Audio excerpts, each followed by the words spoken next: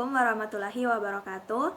Perkenalkan, saya Kiki Trinanda Basri dari kelas 99 pilihan dengan NIM 1747242037. Saya adalah mahasiswa dari Universitas Negeri Makassar, Fakultas Ilmu Pendidikan, Prodi Pendidikan Guru Sekolah Dasar, dan yang berasal dari kampus 6 PGSD Bone. Adapun di video saya kali ini ditunjukkan untuk memenuhi tugas ujian akhir semester dari mata kuliah Demokrasi dan HAM dengan dosen pengampu Bapak Muhammad Amin SPD MPD. Di video kali ini saya akan membahas tentang tema yaitu kebijakan ekonomi pemerintah pusat yang dilakukan di tengah pandemi COVID-19 di Indonesia ini. Sejak Indonesia dilanda pandemi COVID-19 di akhir bulan Februari 2020 lalu, pemerintah kemudian dengan cepat melakukan penerapan stay at home untuk masyarakat yang ada di Indonesia.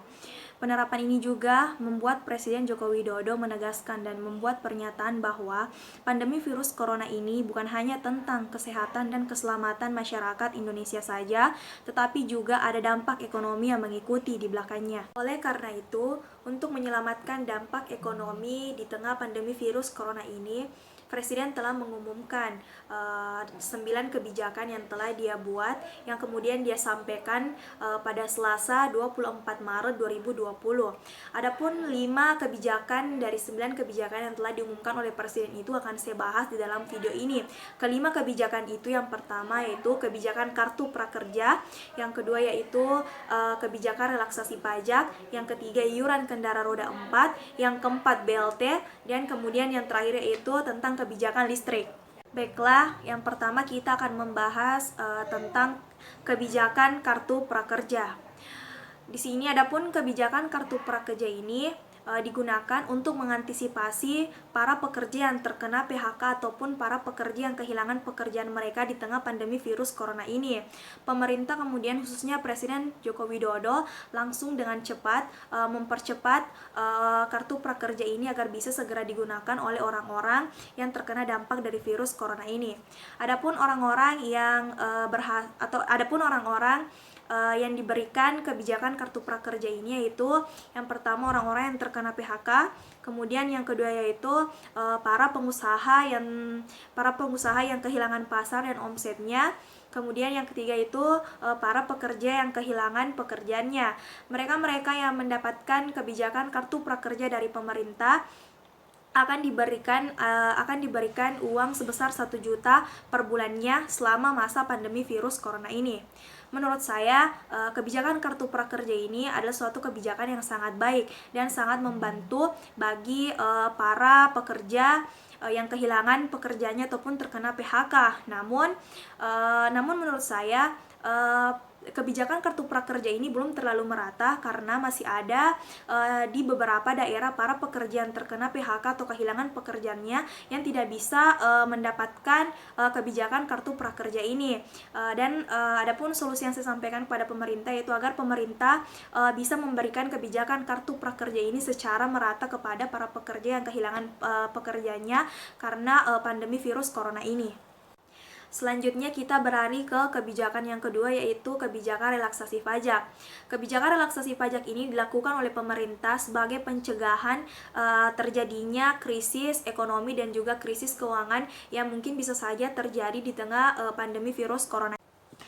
Kebijakan relaksasi pajak tertulis dalam PPh pasal 21 ditangguhkan oleh pemerintah pada masa periode April 2020 sampai dengan bulan September 2020. Kebijakan relaksasi pajak ini juga berlaku untuk para pengusaha yang memiliki klasifikasi kode yang tercantum di dalam PMA. Dan menurut saya dengan adanya kebijakan relaksasi pajak yang diberikan oleh pemerintah ini sangat membantu masyarakat di tengah pandemi virus corona ini. Karena dengan adanya sedikit penurunan pajak yang diberikan pemerintah kepada masyarakat akan lebih meringankan beban masyarakat yang mungkin penghasilannya menurun atau tidak memiliki penghasilan sama sekali di tengah pandemi virus corona ini. Selanjutnya kita beralih ke kebijakan yang ketiga yaitu kebijakan iuran kendaraan roda 4. Kebijakan ini diberikan oleh pemerintah kepada orang-orang yang memiliki kendaraan roda 4 dan menjadikan kendaraan itu sebagai badan usahanya. Bagi mereka yang terkena dampak virus corona, pemerintah akan meringankan beban mereka dengan cara membayar atau menanggung cicilan kendaraan mereka selama 1 tahun penuh. Adapun pihak-pihak yang terkait di dalam kebijakan ini itu adalah OJK, Otoritas Jasa Keuangan, di mana mereka bersedia untuk menanggung atau membayar cicilan kendaraan orang-orang yang terkena dampak virus corona selama 1 tahun penuh. Dan menurut saya kebijakan iuran kendaraan roda 4 ini adalah kebijakan yang sangat baik dan meringankan beban orang-orang, khususnya misalnya seperti driver mobil online seperti Grab yang mungkin kekurangan penumpang selama masa pandemi virus corona ini, mereka bisa sedikit terkurangi bebannya jika pemerintah telah membayarkan cicilan kendaraan mereka selama 1 tahun penuh. Oke, kita beralih ke kebijakan yang keempat, yaitu BLT. Dalam meminimalisir dampak pandemi virus corona ini, Presiden Joko Widodo kemudian memutuskan bahwa pemerintah pusat akan memberikan bantuan langsung tunai atau BLT kepada masyarakat miskin atau kurang mampu sebesar 600.000 selama 3 bulan berturut-turut. Adapun pihak-pihak yang akan mendapatkan bantuan BLT ini yaitu diberikan kepada warga miskin atau kurang mampu. Mereka yang berdomisili di luar Jabodetabek akan diberikan bantuan sebesar 600.000. Kemudian untuk warga yang berdomisili di dalam Jabodetabek, mereka akan diberikan oleh pemerintah bantuan sembako yang nilainya setara dengan 600.000. Namun menurut saya kebijakan ini dilakukan pemerintah belum merata karena masih saja banyak warga kurang mampu yang tidak mendapatkan bantuan langsung tunai yang dijanjikan oleh pemerintah. Bahkan banyak mereka-mereka yang tidak makan selama masa pandemi virus corona ini karena sama sekali tidak memiliki uang, dan juga bantuan sosial yang dijanjikan pemerintah tidak pernah mereka dapatkan. Adapun orang-orang yang tidak berasal dari kalangan kurang mampu, mereka mendapatkan bantuan langsung tunai yang dari pemerintah ini. Jadi menurut saya atau solusi dari saya, seharusnya pemerintah bisa lebih tegas lagi dalam memberikan bantuan langsung tunai ini kepada masyarakat, atau juga bisa turun secara langsung untuk memberikan bantuannya kepada masyarakat agar bantuan langsung tunai ini bisa direalisasikan secara langsung atau secara merata untuk mereka-mereka yang memang kurang mampu atau memang yang sangat terkena dampak dari pandemi virus corona ini. Selanjutnya yang terakhir yaitu kita akan membahas tentang kebijakan listrik. Adapun kebijakan listrik yang dikeluarkan oleh pemerintah yang tertulis di dalam Perpu, yaitu pemerintah akan menanggung atau melakukan pembebasan biaya terhadap 20 juta pelanggan listrik dengan kekuatan listrik 450 VA, di mana pemerintah bersedia melakukan pembebasan terhadap 20 juta pelanggan listriknya selama 3 bulan berturut-turut di tengah pandemi virus corona ini. Selain itu, pemerintah juga bersedia menanggung pembebasan biaya listrik bagi pengguna listrik dengan kekuatan 900 VA dengan melakukan pengurangan subsidinya. Jadi secara keseluruhan itu pemerintah akan melakukan pembebasan atau pengurangan biaya listrik kepada 71 pengguna listrik yang ada di Indonesia selama 3 bulan berturut-turut di tengah masa pandemi virus corona ini.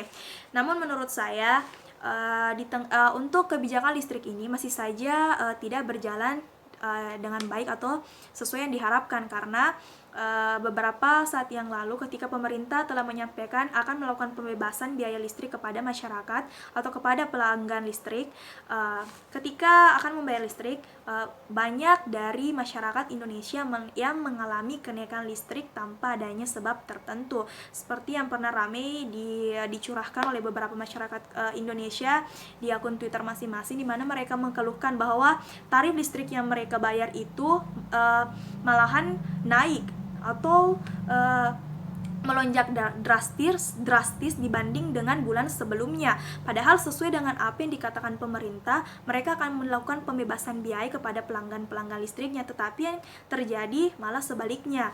Termasuk dengan yang dialami oleh keluarga saya, di mana listrik yang kami bayar untuk bulan di tengah pandemi virus corona ini naik dibandingkan dengan pembayaran listrik sebelum adanya virus corona ini, sebelum adanya kebijakan listrik yang dilakukan oleh pemerintah ini.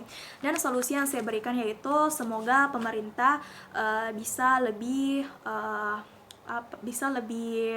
tegas lagi dalam menerapkan suatu kebijakan, agar kebijakan yang mereka terapkan itu bisa berjalan sesuai dengan apa yang mereka katakan di awal mereka mengeluarkan kebijakan itu. Baiklah, itulah tadi penyampaian materi dari tema yang saya bawakan hari ini. Lebih dan kurangnya mohon dimaafkan. Apabila ada kesalahan kata, apabila ada kekurangan di dalam video saya ini, mohon dimaafkan. Wabillahi taufiq wa hidayah. Wassalamualaikum warahmatullahi wabarakatuh. Tetap stay home, stay eatly, dan stay safe teman-teman. Assalamualaikum.